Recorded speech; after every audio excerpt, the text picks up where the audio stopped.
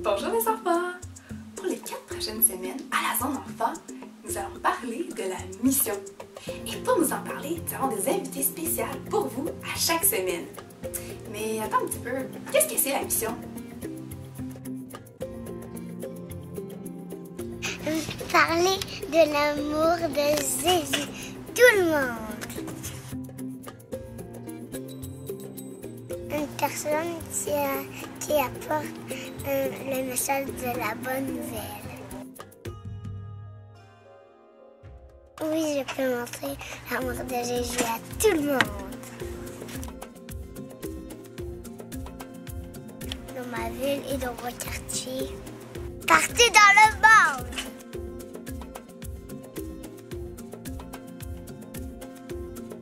Et maintenant, je vous présente Madame Cloutier qui va vous raconter l'histoire d'une missionnaire. Bonjour, je suis bien contente d'être avec vous ce matin. Et si vous voulez, bien, on va aller faire un voyage. On va aller faire un voyage dans les Pays-Bas. L'histoire que je vais vous raconter, c'est une histoire vraie. C'est l'histoire de Corrie ten Boom. Corrie ten Boom, elle est née il y a très longtemps, en Hollande, en 1892. Ça fait longtemps, ça, hein? Elle avait 2 sœurs, Nolly et Betsy, puis elle avait aussi un frère qui s'appelait Willem. Il y avait 3 tantes âgées qui demeuraient avec elle aussi, dans la famille. Leur père était horloger. Est-ce que tu sais c'est quoi un horloger? C'est quelqu'un qui répare les horloges, oui, mais aussi les montres. Moi, j'ai une question pour toi ce matin. Est-ce que ça t'arrive parfois d'avoir peur? Ben, moi, oui. Des fois, oui. Mais Corrie, elle aussi, elle avait peur. Quand elle était petite, elle avait peur la nuit, quand il faisait noir. Elle dormait avec sa grande sœur, Nolly, et puis Nolly lui avait donné la permission de prendre de tenir sa jaquette quand elle avait trop peur. Mais quand Nolly voulait se tourner, mais elle pouvait pas, elle était prise avec sa jaquette. Alors Nolly a trouvé une autre idée. Elle lui a donné une poupée. Et elle lui a dit, au lieu de tenir ma jaquette, tiens la poupée. Ah, c'est sûr que ça l'a aidé, hein? Mais ça n'a pas enlevé la peur de Corrie. Leur maman était souvent malade. Et les 3 tantes qui demeuraient avec elle, elles aidaient beaucoup dans la maison. Une chose que maman, elle aimait beaucoup faire, c'était à raconter des histoires de la Bible. Et tu sais quoi? L'histoire préférée de Corrie, c'était l'histoire du bon berger. Tu sais, dans la Bible, le bon berger, il laisse ses 99 brebis en arrière et il va chercher et essayer de trouver la petite brebis qui est perdue. Et quand il la trouve, il revient avec elle sur ses épaules et la ramène avec son troupeau. Tu sais, Jésus, il dit qu'il est le bon berger et il veut prendre soin de toi. Dans Jean 10, 11, ça dit que le bon berger donne sa vie pour ses brebis. Tu sais, Jésus, là, il est mort sur la croix pour toi et moi, pour les mauvaises choses qu'on a faites. Il a pris la punition de nos péchés sur lui. Les péchés, la correction que nous, on méritait. Jésus est le bon berger qui t'aime. Et il est ressuscité. Il veut être ton berger. Si tu te tournes vers lui et tu lui demandes pardon pour tes péchés, et tu lui demandes de devenir ton sauveur, il te pardonnera et il fera de toi sa brebis. Je ne sais pas si tu te souviens, il y a plusieurs semaines, Naomi est venue ici à l'Avent et elle nous a aidés à apprendre le verset Jean 3,16. Elle avait dit que, à la place du mot monde et du mot quiconque, on pouvait remplacer nos prénoms. Mais moi, aujourd'hui, je te suggère qu'on va dire toi et moi. OK. Alors, tu es prêt? Tu veux le réciter avec nous? Voilà. Jean 3,16. Car Dieu a tant aimé, toi et moi, qu'il a donné son Fils unique, afin que toi et moi, on ne périsse point, mais qu'on ait la vie éternelle. Tu sais quoi?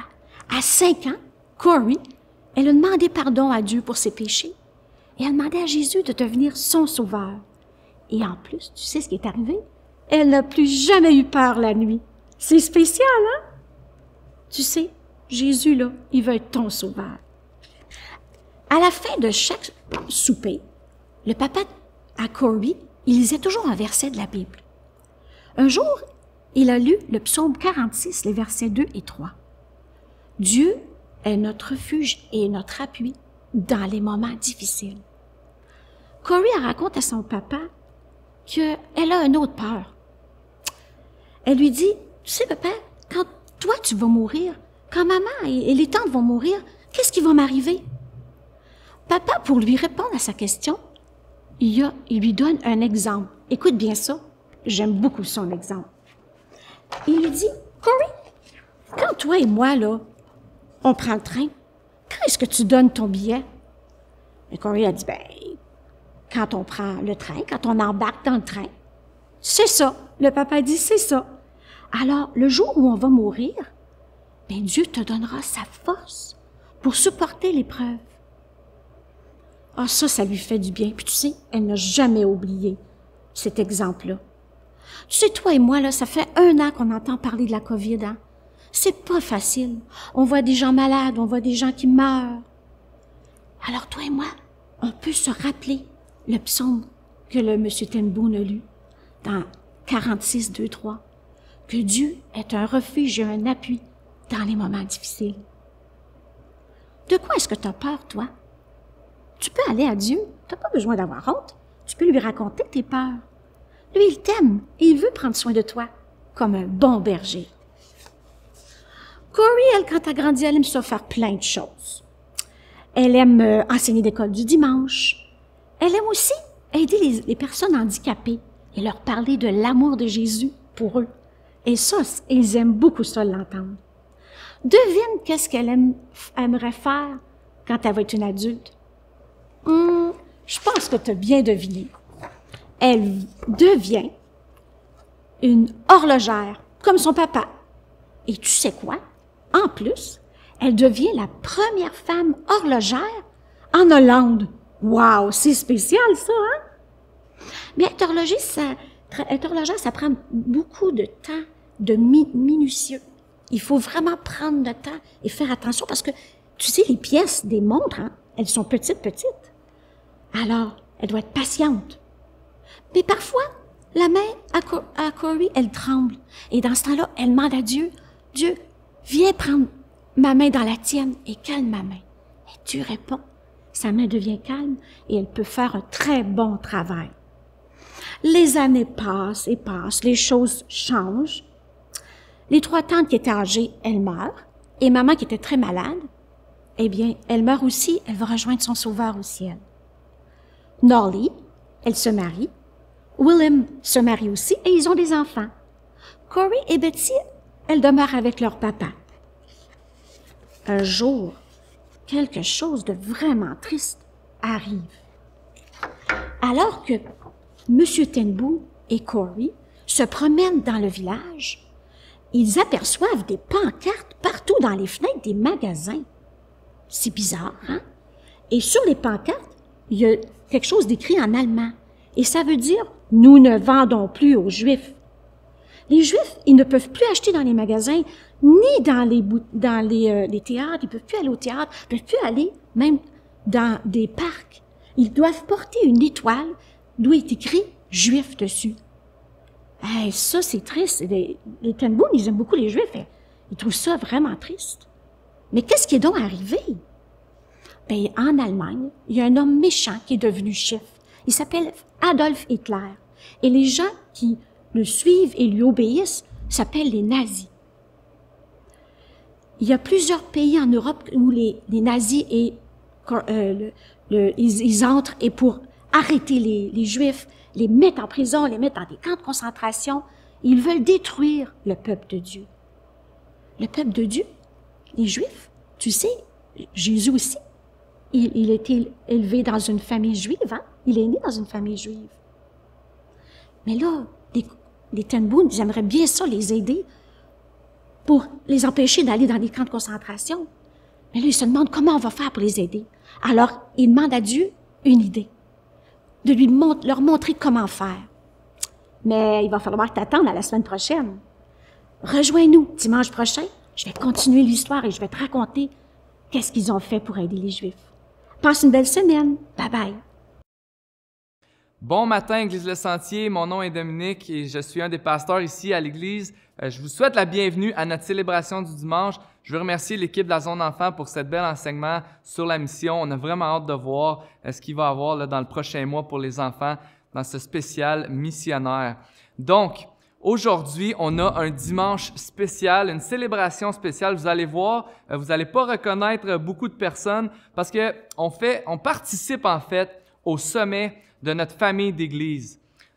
Peut-être que tu le sais pas, mais l'Église Le Sentier, ici à Gatineau, on fait partie d'une famille de plus de 80 églises au Québec et même de plus de 500 églises partout au Canada. C'est vraiment le fun de voir que notre Église, dont Dieu nous a appelés à aimer notre ville ici à Gatineau, à partager l'Évangile à Gatineau, et vous savez, notre rêve, c'est de le faire dans toute la francophonie, mais on n'est pas seul. On est une grande famille, une belle famille qui partage ce désir et ce rêve d'aimer notre prochain, de partager l'Évangile là où on est. Le sommet, habituellement, ça a lieu une fois par année où les leaders et les différents membres des églises se rencontrent et connectent ensemble, célèbrent les évidences de la grâce de Dieu dans la vie des églises et partout au Québec dans la dernière année. Mais vous savez, avec les circonstances spéciales présentement, la famille ne pouvait pas se rencontrer cette année, alors le sommet est venu juste que dans notre salon. Donc aujourd'hui, on va vous présenter l'association. On va avoir un dimanche avec une louange qui vient d'une équipe de quelques églises dans l'association, un message du directeur général de notre association aussi et quelques présentations de notre association. Vous allez reconnaître même, un des animateurs qui va être là aujourd'hui.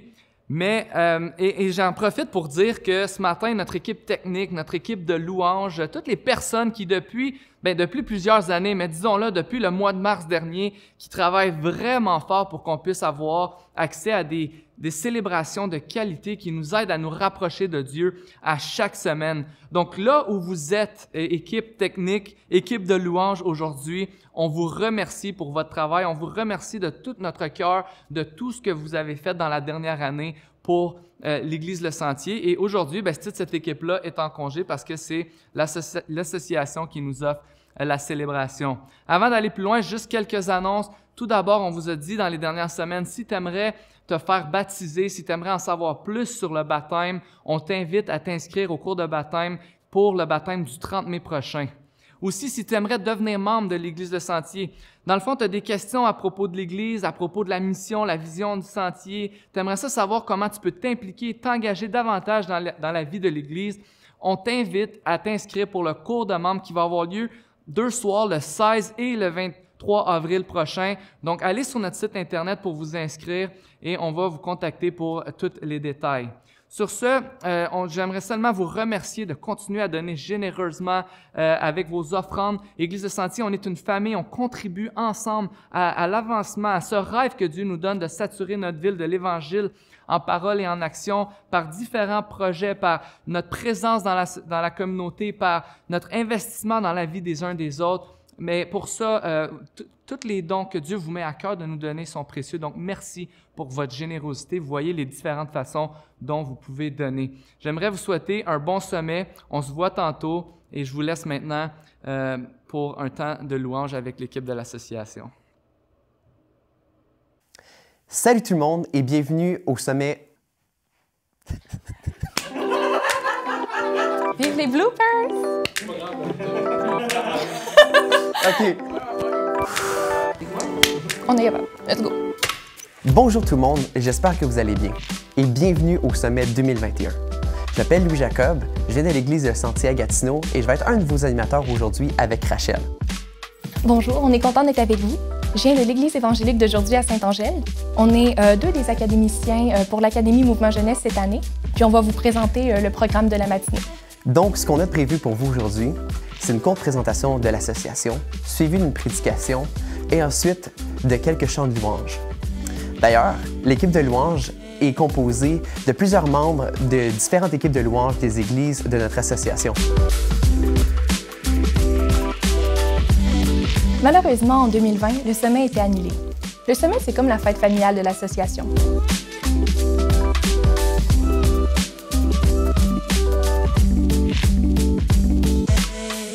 Pour ceux qui savent un peu moins c'est quoi l'association, voici une vidéo qui présente sa mission.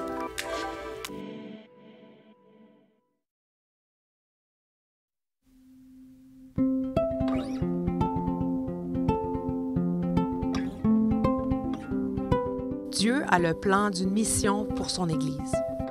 On peut aussi dire que Dieu a le plan d'une Église pour sa mission. Dans le plan de Dieu, lorsque l'Église accomplit son mandat complètement, elle se multiplie sur tous les plans.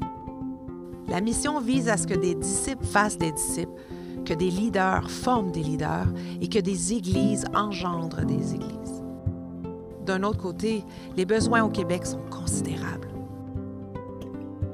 Si nous prenons par exemple la région de Montréal, si nous voulions seulement une église évangélique par 30 000 habitants, il faudra encore implanter 50 nouvelles églises. Ajoutez à cela que parmi le peu d'églises qui existent à travers la province, la plupart n'ont souvent pas beaucoup de ressources. Actuellement, une quinzaine de nos églises se retrouvent sans pasteur. Et dans les 10 prochaines années, 50 de ceux qui sont déjà en place seront à la retraite. Les ressources financières sont souvent limitées et le matériel de formation en français est soit manquant ou très long à concevoir et à mettre en place. Bref, si on multiplie les besoins des régions du Québec par le besoin de toutes les différentes églises, les enjeux deviennent importants. Et si les églises venaient ensemble, formant une famille qui s'assure du bien-être des uns et des autres par le partage et la coopération, où nous veillons à ce que tous puissent recevoir un enseignement sain et théologiquement solide, où nous nous unissons pour que chacun soit formé, pour que chacun travaille de concert dans ses dons et selon l'appel qu'il et elle a reçu. Eh bien, incluant la vôtre, il y a plus de 80 églises comptant au-delà de 10 000 membres qui forment actuellement une famille d'églises ayant pour but de resserrer les liens entre elles. Depuis plus de 40 ans, l'Association des Églises baptistes évangéliques du Québec grandit, se développe et porte ses regards vers l'avenir à l'idée de ce que Dieu peut faire au Québec. Notre mission en tant qu'Église francophone est de mobiliser nos forces collectives afin de permettre au plus grand nombre de connaître la puissance de l'Évangile, de grandir dans la foi chrétienne dans des communautés intergénérationnelles, accueillantes et connectées avec leur milieu de vie en combinant nos ressources pour renforcer, équiper, rayonner et implanter.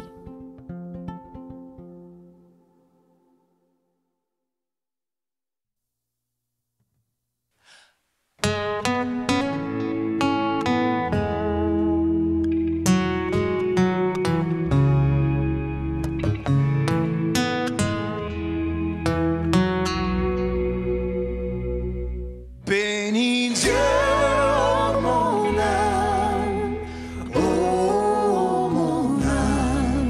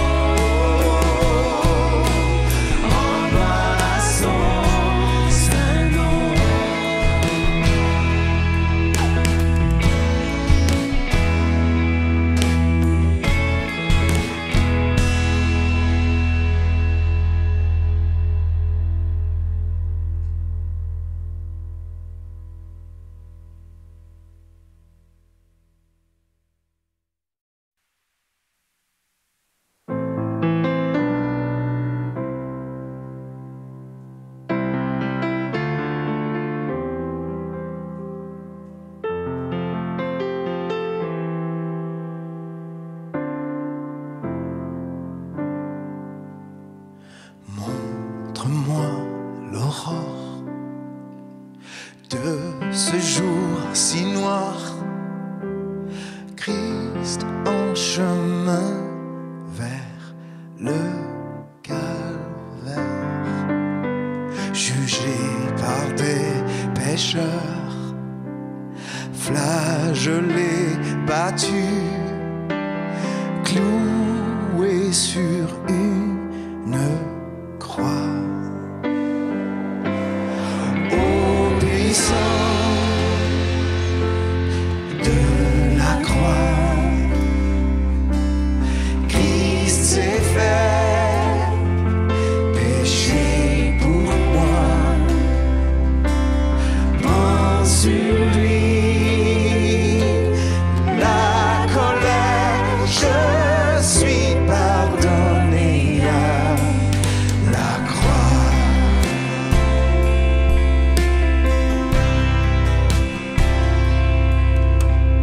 Montre-moi l'angoisse gravée sur ta face. Tu portes le poids du péché.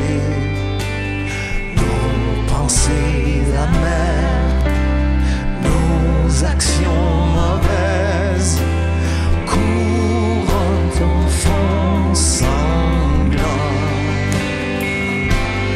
Ô puissance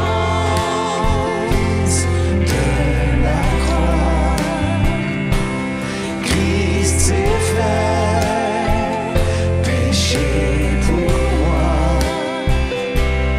Pense sur lui, la colère, je suis pardonné à la croix.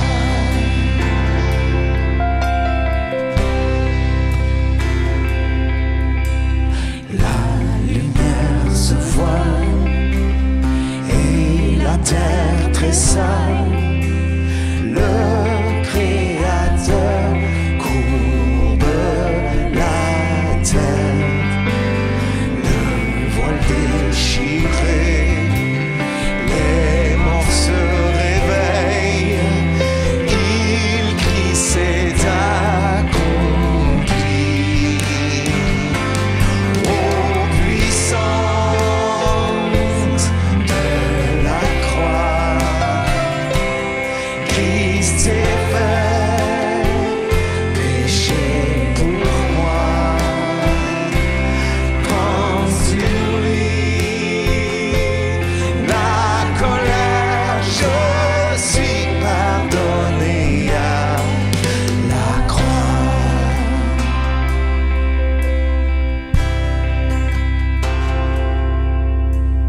Montre-moi mon nom gravé dans tes mains, transpercé pour me libérer.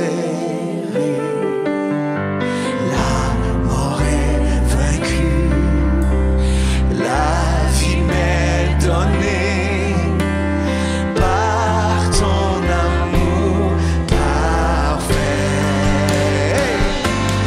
Ô puissance de la croix, Christ s'est fait péché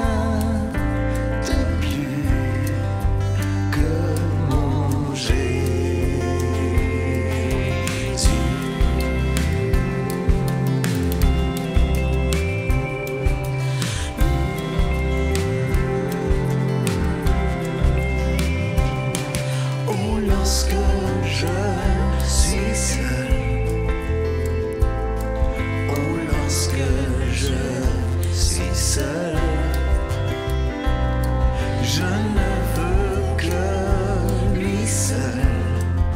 Je veux Jésus. Oh Jésus. Oh Jésus. Ne m'offris rien de plus que mon Jésus.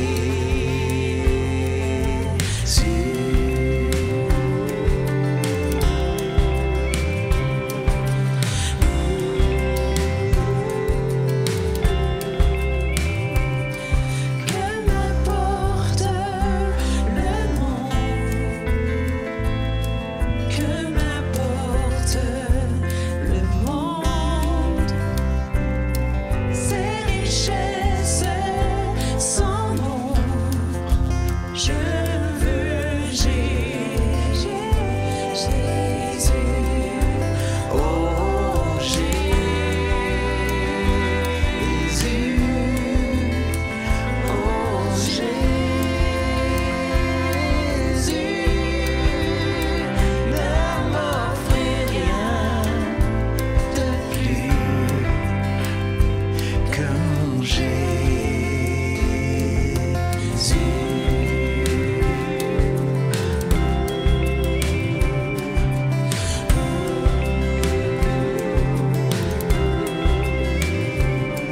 Et quand viendra la mort,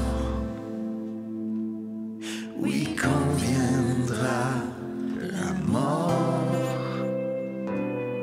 que mon chant soit encore, donnez-moi Jésus. Oh Jésus.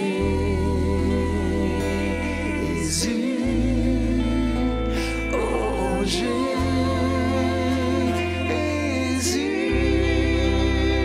ne m'offris rien de plus, ne m'offris rien de plus, ne m'offris rien de plus que mon Jésus.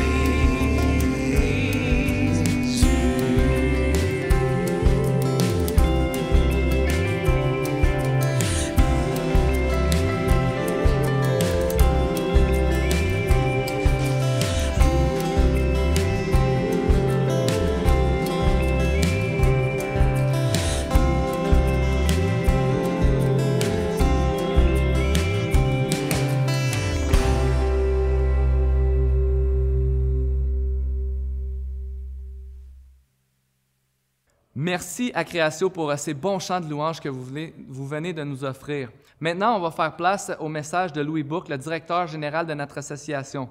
Vous allez voir, dans ce message-là, Louis va parler des 4 axes qui parlent, c'est quoi une Église en santé. Il va parler des axes renforcer, rayonner, équiper et implanter. À l'Église Le Sentier, c'est vraiment notre rêve de saturer notre ville de l'Évangile en parole et en action, c'est-à-dire de partager le message de Jésus autour de nous, en amour, dans nos actes, dans nos œuvres et dans nos paroles aussi. Et on a vraiment ce désir-là d'être une Église en santé qui équipe des leaders, qui équipe des jeunes leaders, comme on le fait avec l'Académie Mouvement Jeunesse, avec notre ouvrier en formation, Sergei Lee, et vraiment, on a ce rêve-là d'avoir des jeunes hommes et des jeunes femmes qui vont être équipés pour l'œuvre du ministère là où ils sont. On a ce rêve de renforcer les croyants avec tous les groupes qu'on veut former dans les prochaines années et tous les ministères qu'on a déjà au Sentier pour pouvoir former des croyants matures qui aiment Jésus, qui aiment sa parole et qui aiment sa mission. On a ce désir de contribuer à l'axe implanté avec, par exemple, l'Église de Laval qu'on supporte présentement dans l'implantation, mais aussi avec ce désir de se tourner vers l'extérieur et d'implanter des groupes en mission qui vont aller servir des gens dans la communauté. On a ce désir de rayonner de s'encourager à partager le message de l'Évangile là où on est, d'aimer, de vivre notre foi, que ce soit au travail, que ce soit à la maison, que ce soit dans nos lieux de loisirs aussi. Donc, l'Église de Sentier, c'est une joie et une fierté pour nous de faire partie de cette association d'Église, parce que nous ne sommes pas seuls à avoir ce rêve. Et ce matin, si on participe au sommet, c'est parce qu'on affirme qu'on est plusieurs églises qui s'allient ensemble, qui sommes solidaires pour voir ce rêve se réaliser partout au Québec. Donc, sans plus tarder, on fait place au message de Louis Bourque. Avant de passer à la prédication, moi et Rachel, on aimerait ça vous parler un peu de c'est quoi l'Académie Mouvement Jeunesse. Dans le fond, l'Académie, c'est pas une école que vous voyez tous les jours. C'est un mélange d'études bibliques, théologiques, mais aussi tellement de relations, de coaching. Ça m'a vraiment fait grandir dans ma vie, dans mon identité en tant que disciple de Jésus-Christ. Dans le fond, l'Académie, c'est un programme de 1 an qui nous aide vraiment à mettre en application et comprendre comment vivre l'Évangile dans notre vie au quotidien. Si vous voulez en savoir plus sur c'est quoi l'Académie ou si vous voulez même vous inscrire, passez faire un tour sur notre site web puis il va y avoir en masse d'informations pour vous.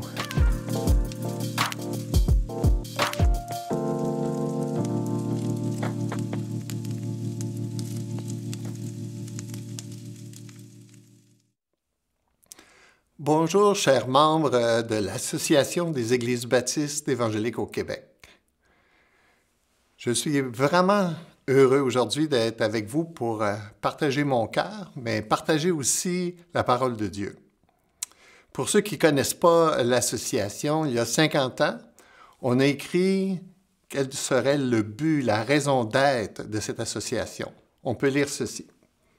L'association a pour but de resserrer les liens entre les différentes églises baptistes évangéliques de langue française ou autres, ayant la même foi et le même genre de gouvernement, de développer l'efficacité du témoignage de nos églises, de créer, de promouvoir tout ce qui pourrait aider le travail du Seigneur dans la province de Québec, au Canada, dans le monde entier, et de sauvegarder le caractère biblique de nos églises.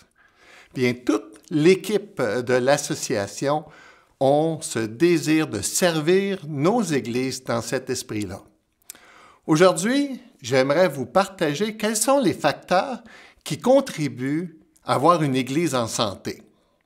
Et j'ai intitulé ce message « Les 4 points cardinaux » ou « Les points cardinaux d'un mouvement d'église en santé ».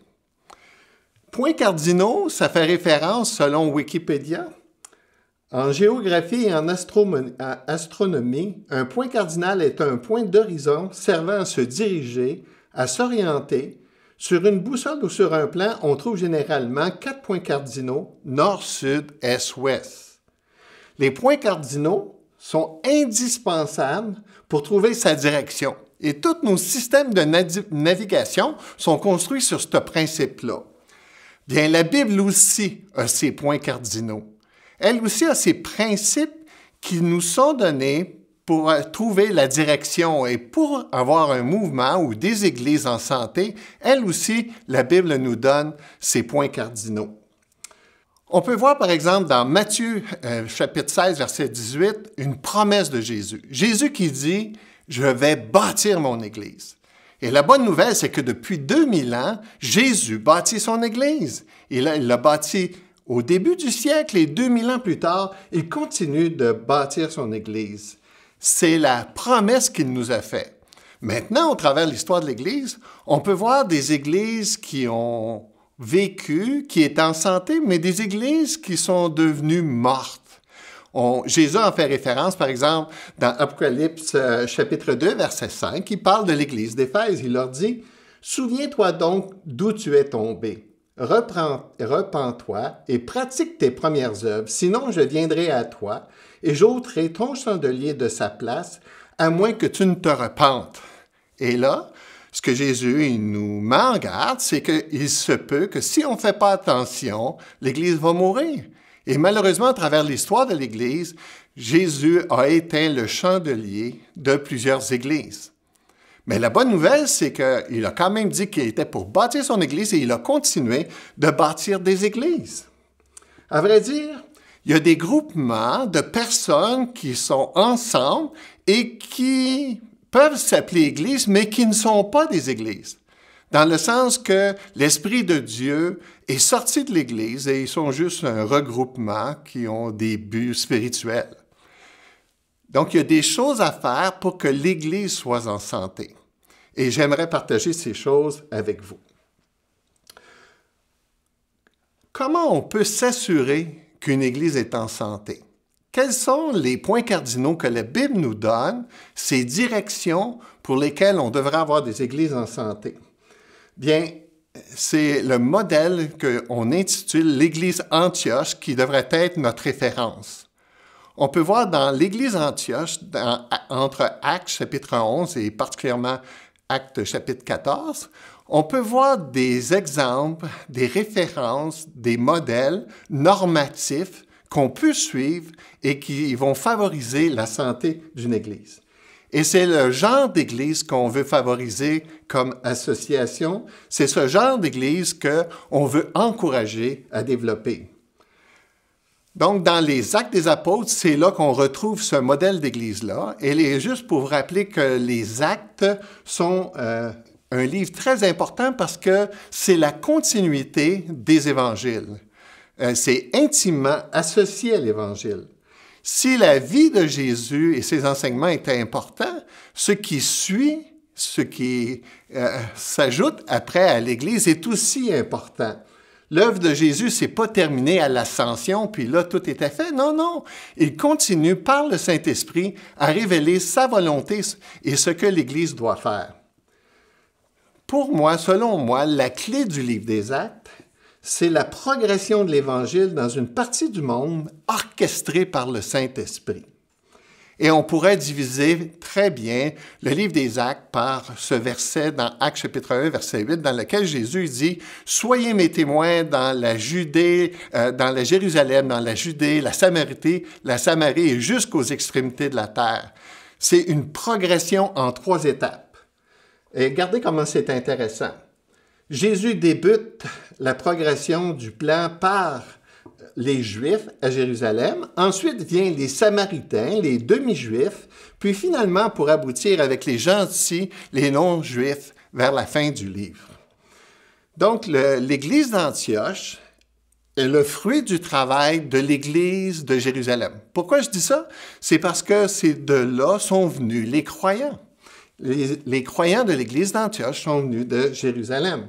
Par exemple, on voit dans Actes chapitre 11, verset 19. « Ceux qui avaient été dispersés par la persécution survenue à l'occasion d'Étienne allèrent jusqu'en Phénicie, dans l'île de Chypre et à Antioche, annonçant la parole seulement aux Juifs. » Ici, ce qu'on voit, c'est vraiment quelque chose d'intéressant.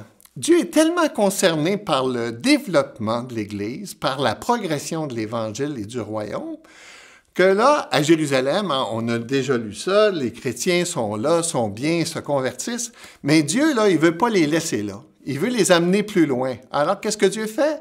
Il permet la persécution sur l'Église et c'est là que les chrétiens quittent Jérusalem, retournent dans leur pays ou vont dans d'autres régions du monde et partagent l'Évangile, la bonne nouvelle. Dans Actes chapitre 11, verset 21, c'est écrit que la main du Seigneur était sur eux et un grand nombre de personnes crurent et se convertirent au Seigneur. Donc, les chrétiens qui avaient été persécutés à Jérusalem, inévitablement ont partagé leur foi, partagé la bonne nouvelle et des gens se sont ainsi convertis, dont des gens à l'Église dans la ville d'Antioche.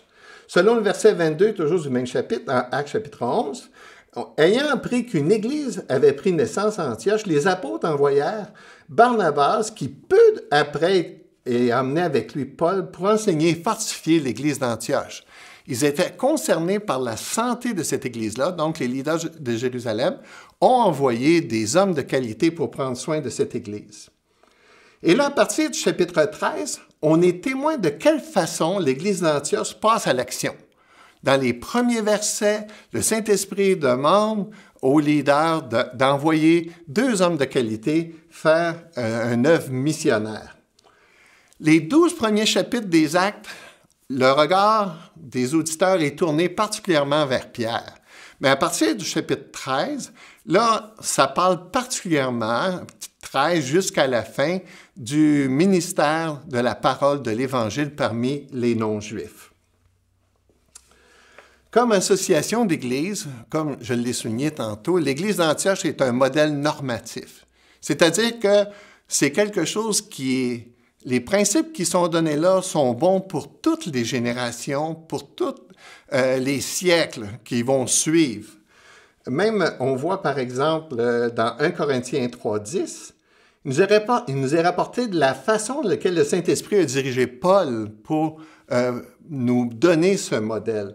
C'est écrit « Selon la grâce de Dieu qui m'a été donnée, j'ai posé le fondement comme un sage architecte. » Donc, il y avait quelque chose qui était dirigé par le Saint-Esprit, mais dans lequel qui était conscient et un modèle qui cherchait à reproduire partout où il allait. Quel est ce plan? Bien, on le voit particulièrement dans les chapitres 13, 14, mais on le voit aussi plus tard. Mais en ce qui concerne particulièrement l'Église d'Antioche, on voit ici ce qu'on appelle le cycle paulinien. C'est la façon dont l'apôtre Paul a exercé son ministère. Selon ces deux chapitres-là, on est témoin d'un modèle qu'on veut suivre et reproduire comme association. Donc, inspiré de ce modèle, j'aimerais regarder avec vous plus attentivement les 4 points cardinaux qui décrivent à quoi ressemble une Église en santé, afin que vous puissiez vous interroger comme Église où vous en êtes dans ces 4 phases, mais aussi comme croyant. C'est-à-dire que moi aussi, j'ai un rôle à jouer dans ce cycle paulinien. Moi aussi, je suis concerné par ces 4 points cardinaux. Alors, ce matin, demandons à Dieu de pouvoir nous montrer sa direction. Prions. Seigneur, ce matin, c'est tellement important parce que, comme je viens de le mentionner, au travers de l'histoire de l'Église, on a vu des églises en santé, des églises mourir. Et Seigneur, on ne veut pas ça pour le Québec. On veut, Seigneur, des églises florissantes, des églises qui accomplissent ta volonté. Alors, on te demande ce matin de nous interpeller, chacun de nous, comme membres, mais aussi comme leaders, à savoir, Seigneur, où on a du travail à faire pour garder cette Église en santé. Dirige-nous par ton Saint-Esprit dans ton nom précieux. Amen. Souvenez-vous qu'un point cardinal, c'est une direction. Alors, ces 4 points cardinaux sont une direction à rechercher pour notre Église. Comme association, nous, on a comme mandat de vous accompagner, de vous servir à développer ces 4 dimensions. Regardons maintenant la première étape du cycle paulinien. Une Église en santé rayonne sur son entourage. Paul et Barnabas avaient compris qu'est-ce que Jésus attendait d'eux. Le Saint-Esprit a dit « Mettez-moi Paul et Barnabas de côté pour une œuvre mise à part pour une œuvre missionnaire. » Il était évident que pour eux, leur principale responsabilité, c'était de rayonner. C'était de partager l'Évangile avec toutes les personnes qui voulaient bien l'entendre. Il manquait jamais une occasion. C'est quand même impressionnant de voir même l'apôtre Paul qui, dans une ville, se fait lapider, on pense qu'il est mort, se relève, let's go, s'en va dans l'autre ville. Il manquait jamais une occasion. Tous leurs voyages missionnaires sont une occasion pour pouvoir rayonner. Mais particulièrement dans Actes 13 et 14, on voit justement, d'une manière pratique, au travers toutes sortes d'histoires, de situations joyeuses, tristes, bouleversantes, merveilleuses, 2 frères qui sont en train de rayonner puis de partager l'Évangile. Selon Actes 13, verset 5, arrivés à Salamine, ils annoncèrent la parole de Dieu dans les synagogues. À vrai dire, ça, c'est pas normatif, mais c'est quand même propre au contexte de cette époque-là. La stratégie de Paul et Barnabas, c'était premièrement d'évangéliser une ville, et ils n'ont pas évangélisé, oui, ils ont évangélisé toutes les villes, mais ils se concentraient particulièrement sur des grandes villes, et on voit qu'ils partageaient premièrement l'Évangile dans les synagogues.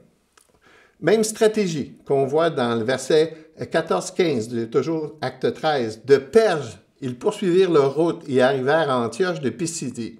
Étant entrés dans la synagogue le jour du sabbat, ils s'assirent. Après la lecture de la loi et des prophètes, les chefs de la synagogue leur envoyèrent dire « Hommes, frères, si vous avez quelques exhortations à adresser au peuple, parlez. » Alors, avec ça, ils n'ont pas manqué l'occasion. Ils se sont mis à parler puis ont partagé la bonne nouvelle de Jésus. Donc, dans toutes les villes païennes, ils ont toujours amorcé au travers les synagogues, mais ils ne se sont pas limités aux synagogues. Mais à partir du verset 49 du chapitre 13, on a une information importante. C'est écrit que Paul et Barnabas, la parole du Seigneur se répandait dans tout le pays. Et voilà, c'est ça rayonner. Les deux apôtres partagent l'Évangile, des gens se convertissent et les gens qui se convertissent partagent l'Évangile et là, ça se répand comme une traînée de poudre. C'est pas différent, chapitre 14, même principe. On voit au verset 6 et 7, Paul et Barnabas, en ayant eu connaissance, se réfugièrent dans les villes de Liasoné, à Lystre et à Derbe, et dans les contrées d'alentour. Et ils annoncèrent la bonne nouvelle. Ils annoncèrent la bonne nouvelle. Ils annoncèrent la bonne nouvelle. Ils rayonnaient. L'évangélisation, ou rayonner, si vous voulez, comme je le mentionne, c'est un défi continuel. Parce que ce n'est pas quelque chose qui va toujours être là si on ne l'entretient pas.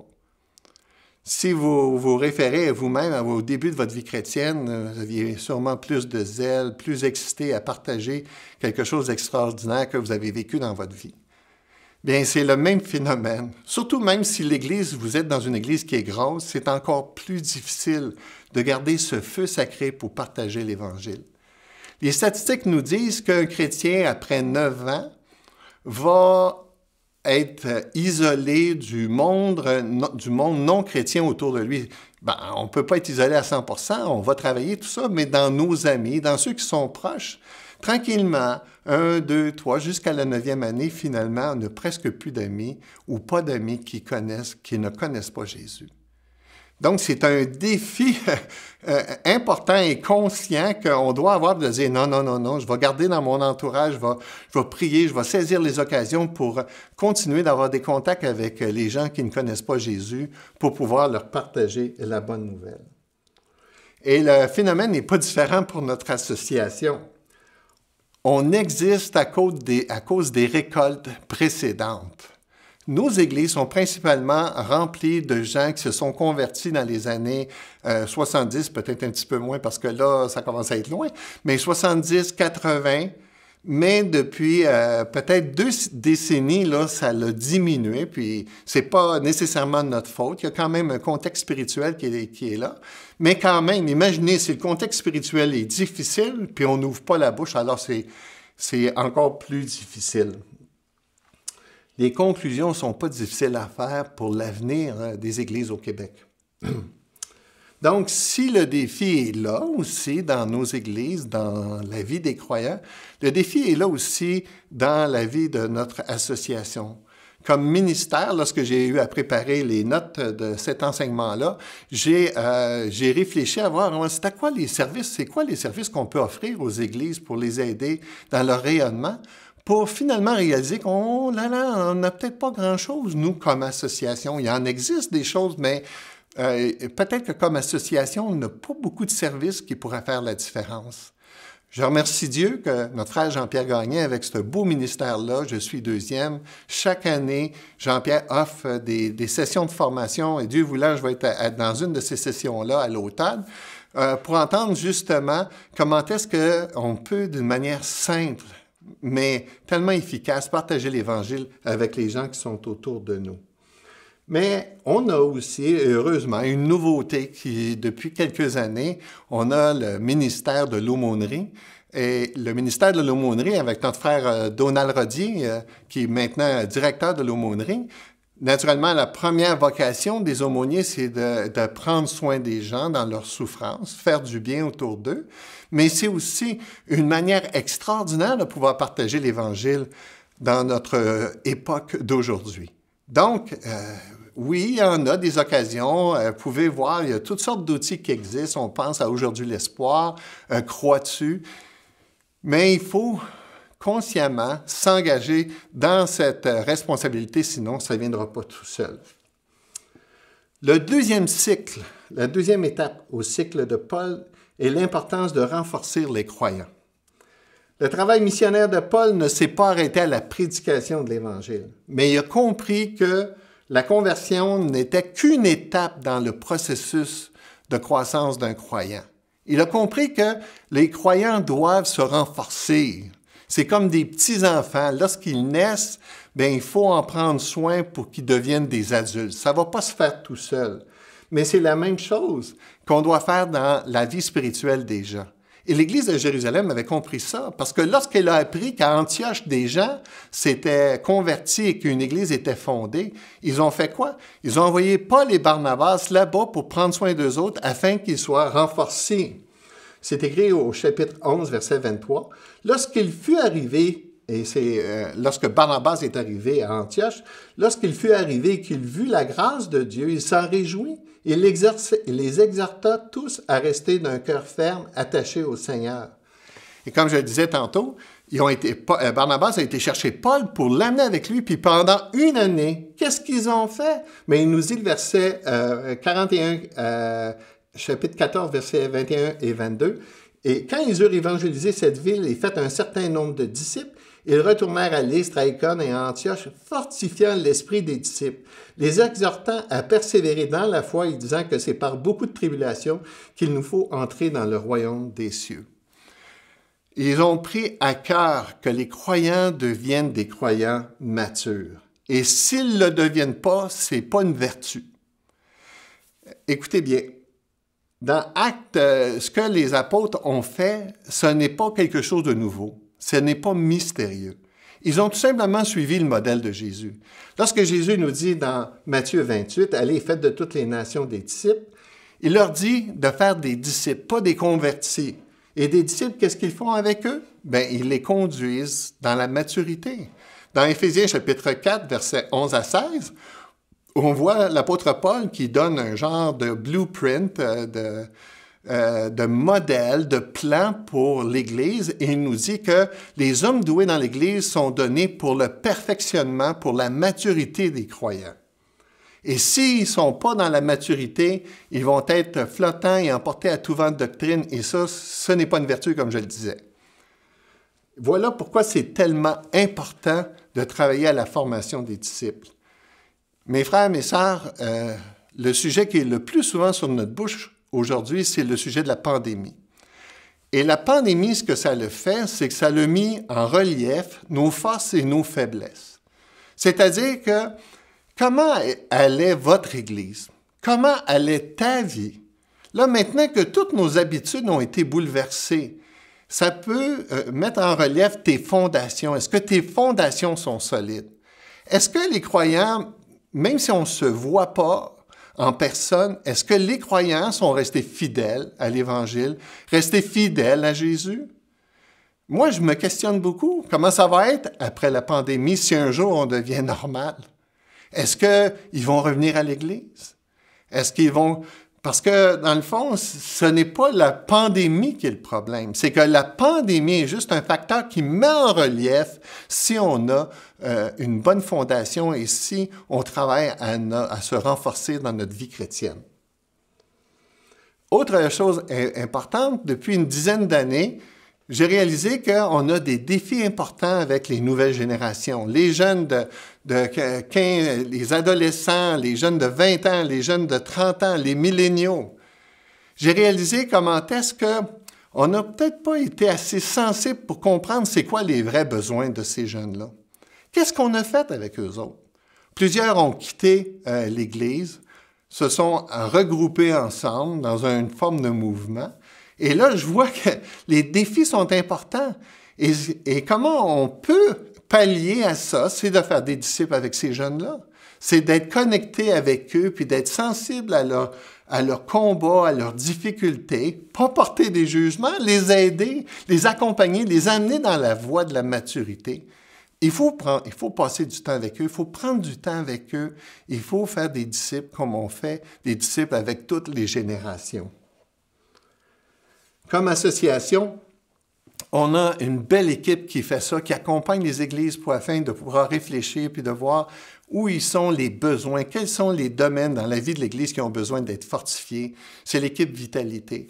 Et je suis reconnaissant, entre autres, pour le parcours Vitalité, justement, qui est une belle réflexion accompagnée par le ministère du Saint-Esprit pour découvrir où sont les domaines qui auraient besoin d'être renforcés. Troisièmement, troisième étape au cycle paulinien, celle d'équiper des leaders, équiper ses leaders.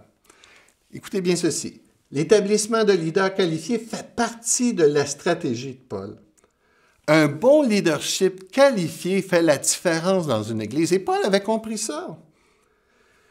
Luc nous dit, l'auteur des Actes des Apôtres, nous place en situation. Par exemple, on voit dans Actes chapitre 13, verset 1, un groupe de 5 anciens, 5 leaders qui sont à la tête de l'église d'Antioche. Des hommes de qualité, parce que le texte nous dit ici qu'ils prient ensemble, qu'ils jeûnent ensemble, qu'ils sont sensibles à la direction du Saint-Esprit. Il est en train de nous dire ici qu'un bon leadership spirituel en santé, c'est fondamental. Fondamental! Vous savez pourquoi? Parce que les membres dans l'Église les prennent comme modèles. Et si ils sont des mauvais modèles, des modèles déficients, bien, inévitablement, ça va affecter aussi les membres et les brebis de l'Église. Et Paul avait compris ça. Les églises efficaces ont des hommes pieux, et matures à leur tête. Les 5 hommes qui sont mentionnés ici étaient des hommes qui étaient de cœur, des hommes qui étaient connectés à Dieu. Et ce n'est pas sans raison que l'apôtre Paul a voulu suivre ce modèle-là dans toutes les églises qu'il implantait. Par exemple, au verset 23 du chapitre 14, « Ils firent nommer des anciens dans chaque église, et après avoir prié et jeûné, ils les recommandèrent au Seigneur en qui ils avaient cru. » Paul fait la même recommandation à Tite, dans Tite chapitre 1, verset 5, « Je te laisse en Crète, afin que tu mettes en ordre ce qui reste à régler, et que selon mes instructions, tu établisses des anciens dans chaque ville. » Dans 2 Timothée chapitre 2, verset 2, un passage très connu, Paul, il demande à Timothée d'équiper les leaders. Il leur dit, « Et ce que tu as entendu de moi en présence de beaucoup de témoins, confie-le à des hommes fidèles qui soient capables de l'enseigner aussi à d'autres. » Équiper des leaders, c'est juste le prolongement du cycle précédent, de l'étape précédente. On fait des disciples, on travaille, on amène les gens vers la maturité et de ces gens-là, certains vont se démarquer, vont être appointés par Dieu pour diriger l'Église. Et là, on doit les équiper pour qu'ils deviennent des bons leaders. Je suis reconnaissant pour Sam Beck. Sam Beck qui va célébrer avec l'association le 50e d'existence, 50 ans d'existence. Et Sam Beck, vous savez quoi? C'est vraiment sa mission. J'aime le modus operandi qui nous dit, Sam Beck, c'est pour l'Église, par l'Église et dans l'Église. C'est un séminaire qui a à cœur l'Église locale et qui veut former dans l'Église locale. Que ce soit l'Église locale en équipe avec notre séminaire pour former ses leaders, mais pas juste ses leaders, mais tous les membres. On peut bénir Dieu pour tout ce qu'on a appris depuis 50 ans. On a appris, entre autres, on a développé le concept des 3 C. Vous les connaissez? Caractère, connaissance, compétence. On veut former les ouvriers dans ces 3 directions-là. Parce que ces 3, c'est comme un petit tabouret à 3 pattes. Si les 3 pattes ne sont pas là, ça fait des leaders incompétents. Donc, on a appris aussi avec Sam Beck l'importance du coaching et de la reproduction. C'est important qu'ils soient accompagnés comme Paul fait avec Timothée. C'est important que les leaders ne vont pas émerger tout seuls. Il faut les voir, il faut demander à Dieu la direction, il faut travailler avec eux. Et là, on les accompagne d'une étape à une autre. Et au début, ils sont green, ou comme un autre de mes amis disait, ils ont le nombril mouillé. Alors, ils ont besoin d'être accompagnés, puis c'est ça qui est fantastique. On l'a été, nous aussi, on a été dans un processus, alors on ne peut pas être plus exigeant qu'envers eux. Et finalement, ce qu'on a appris dans ces 50 années-là, c'est qu'on a appris aujourd'hui que la meilleure façon d'apprendre à notre époque aujourd'hui, c'est la formation par compétence.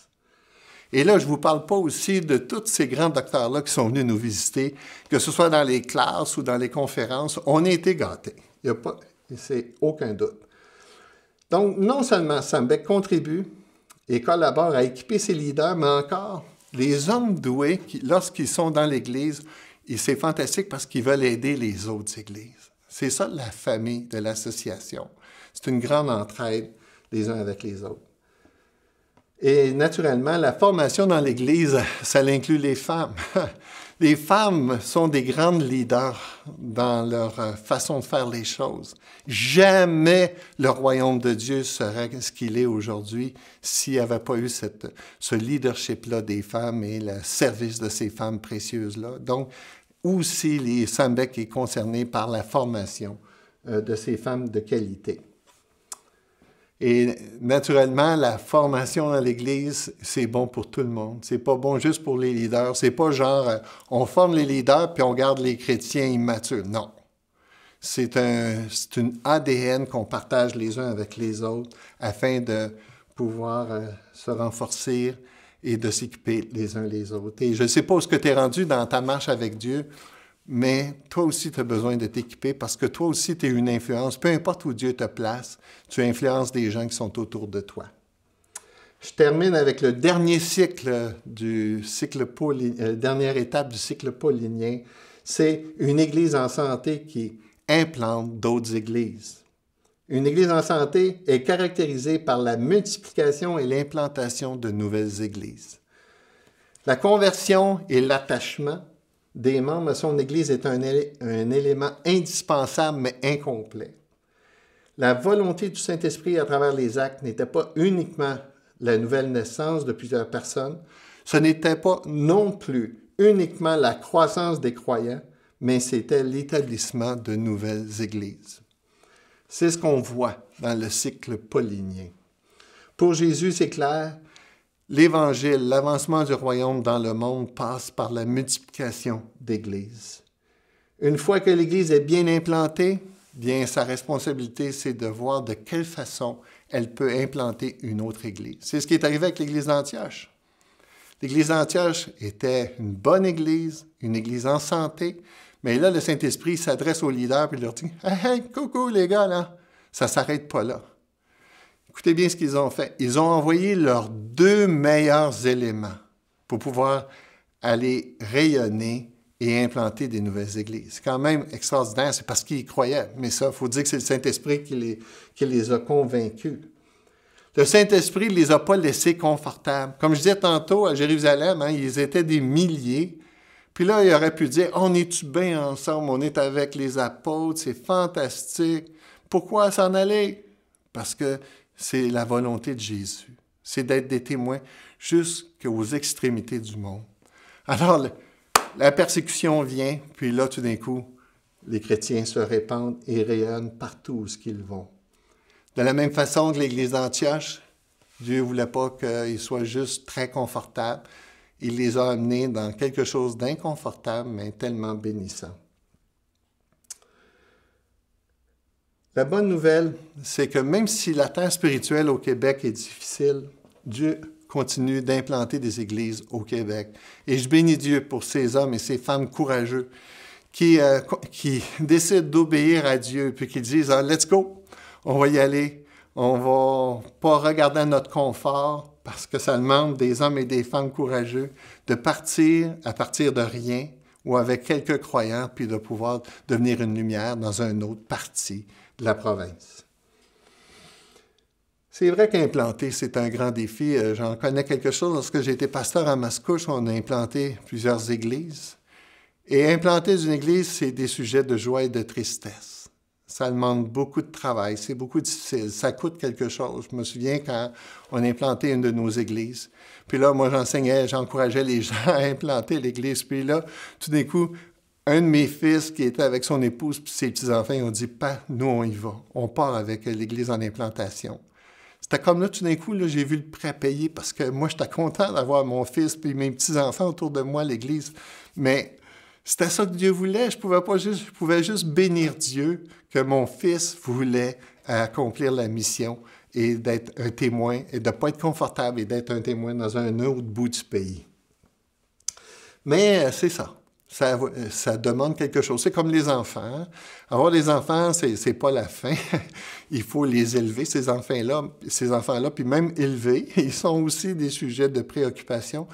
Mais quand je parle avec mon épouse, avoir eu 5 enfants, c'est le plus beau projet de vie que je peux pas avoir eu. Plus que même d'avoir été pasteur et d'avoir implanté des églises. Avez-vous déjà pensé à l'idée de partir avec un groupe comme ça? Il y a un projet qui se présente autour de vous, puis que Dieu vous interpelle de vous joindre à ce projet-là ou à contribuer financièrement à ce projet-là. En conclusion, il y a un facteur qui est présent ici dans le cycle paulinien, mais qui n'est peut-être pas évident d'un premier coup d'œil. C'est celui du ministère de la prière 24/7. Je vous parle de ça parce que c'est pas facile de faire la volonté de Dieu. Enfin, c'est impossible de le faire par nos propres forces. C'est quelque chose qu'on doit faire en travail d'équipe avec le Saint-Esprit. Parce que quand vous regardez les actes, sûrement l'un des noms qui sont revenus le plus souvent dans ce que je vous ai partagé, c'est le Saint-Esprit, le Saint-Esprit, le Saint-Esprit qui guide Paul, tout ça. On a besoin de travailler en équipe parce que cette bataille spirituelle-là, on ne réussira jamais à la faire par nous-mêmes. Donc, le rayonnement, le renforcement, l'équipement et l'implantation ne sont pas des responsabilités faciles. Nous devons rayonner en priant. Nous devons nous renforcer en intercédant. Nous devons équiper en suppliant et nous devons implanter en invoquant notre grand Dieu Tout-Puissant pour qu'il ouvre les écluses des cieux. Maintenant, il y a une question qui va de soi. Toi, là, quel rôle vas-tu jouer dans ce cycle? Quelle part vas-tu prendre dans le rayonnement, dans renforcer, dans équiper, dans implanter? Demande à Dieu.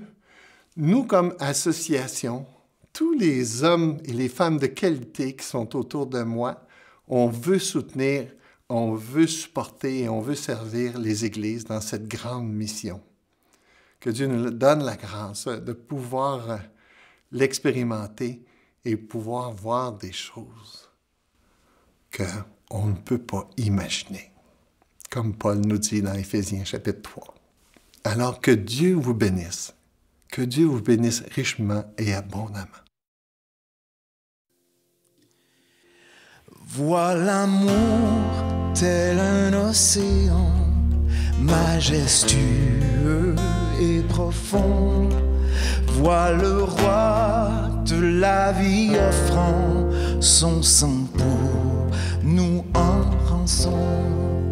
Qui pourrait cesser de chanter, qui son amour oubliera, les éloges de sa bonté comble l'univers de joie.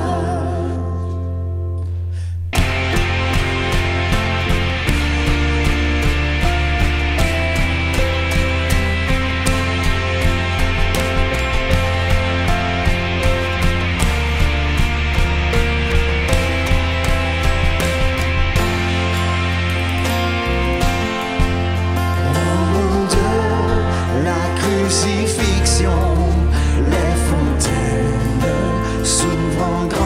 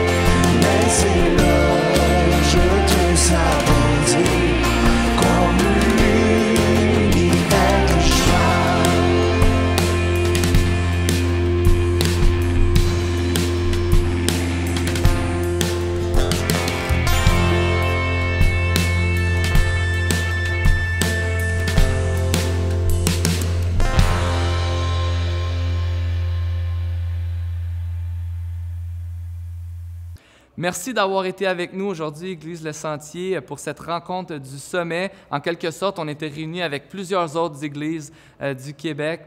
Alors, j'aimerais juste vous mentionner que si tu aimerais savoir comment tu peux contribuer à cette vision, comment tu peux être équipé, comment est-ce que tu peux être renforcé, comment tu peux participer à cette œuvre-là d'une Église en santé, bien, écris-nous. On aimerait ça vraiment discuter avec toi pour te laisser savoir comment, au Sentier, on veut faire ça et comment on peut t'aider à trouver ta place ici à l'Église Le Sentier. Donc, sur ce, je vous souhaite une excellente semaine à tous et on se revoit virtuellement la semaine prochaine.